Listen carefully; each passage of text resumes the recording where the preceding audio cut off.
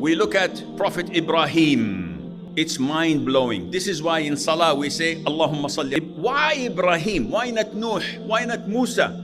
Ibrahim is something else. Allah Azza wa Jal did not give him a child until he was over 80.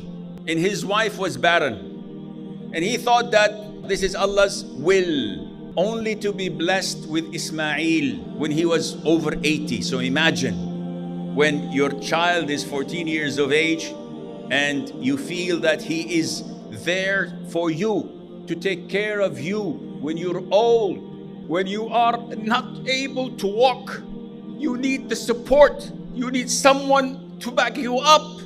Allah gives you this boy, and just when he was there for you, the command comes, the test comes. What? Slaughter him. It comes to you in a dream, but you know as a messenger that dreams of the messengers are revelations. You have no choice but to comply. What does he do? He puts him on the ground and says, son, Allah tells me to slaughter you. Can you do this? Can you comply with such test? What does the son say? Father, do whatever you're ordered. I'll be among the patient. Don't worry. Just as he puts him down and he wants to slaughter him, Allah sacrifices him with a big ram from the heaven and says to him, you have complied.